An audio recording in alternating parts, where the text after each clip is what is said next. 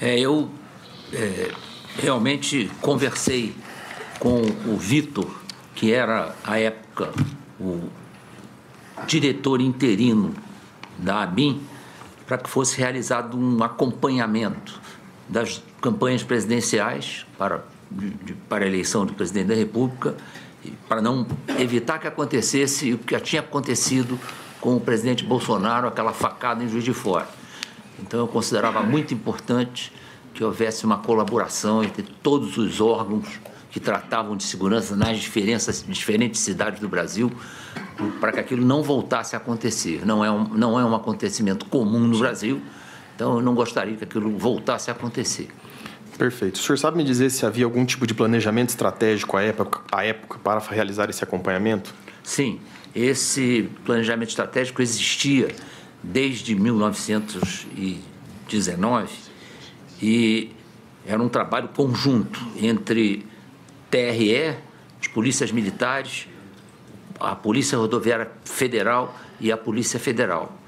Sempre correu de forma límpida, cristalina, e a gente queria continuasse a ocorrer. Perfeito. Então, eu posso dizer que quando o senhor fala, quando o senhor está dizendo, abro aspas, nós vamos montar um esquema para acompanhar o que os dois lados estão fazendo. Eu posso me referir que esse planejamento estratégico seria sobre essa fala? Sim, exatamente. Era colocar no papel o que nós pensávamos sobre esse planejamento estratégico. Tá. Então, esse projeto estratégico, esse planejamento estratégico, tinha por fim fazer o acompanhamento desse processo eleitoral? Sim.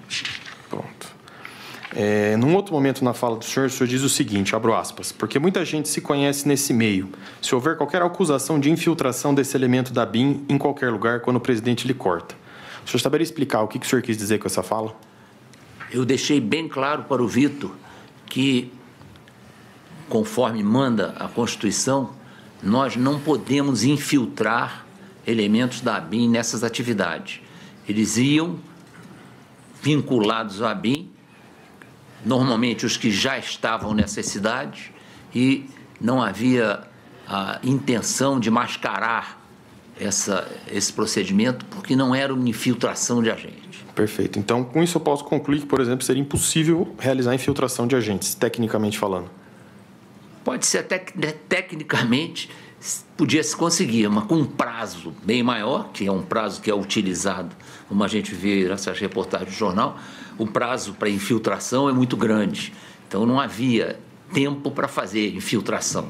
A ideia não era essa. A ideia era acompanhar de perto o que acontecia e agir em prol da não realização de coisas que fossem prejudicar o andamento das campanhas e também procurar... General, aqui só para ficar um pouquinho claro, desculpa, ministro, mas o senhor acabou de falar que constitucionalmente não se pode realizar infiltração. E, tecnicamente, também não é possível que se realize as infiltrações. Nós temos até uma testemunha no processo que afirma que é impossível, tecnicamente, um oficial da BIM de longa data, falar que é possível a infiltração. Então, o que eu pergunto para o senhor é, no seu conhecimento, é possível ou não realizar a infiltração de agente da BIM hoje? Não, a curto prazo, não. A infiltração é uma atividade dificílima para acontecer, é preciso muito preparo para que isso aconteça e hoje nós temos exemplos no mundo inteiro de sistemas de inteligência que se valem da infiltração, mas no Brasil essa atuação é proibida. Perfeito. O senhor sabe informar se esse planejamento estratégico, nesse grupo, produzia algum tipo de relatório que era disseminado para outros órgãos? Sim, eram os relintes, o relatório de inteligência, que eram distribuídos para todas as agências do SISBIM. O SISBIM tem mais de 40 membros, era distribuído aos componentes do SISBIM e tratava exatamente dessa proteção da fonte. O senhor sabe dizer se, por exemplo, o TREs ou mesmo o TSE recebiam cópias desses relatórios? Sim, claro. Perfeito. O ministro, que já presidiu o TSE, sabe desse relatório. Perfeito. Mais à frente, general, até para clarificar as perguntas que o ministro iria fazer, o senhor diz a seguinte fala, e aqui abro aspas.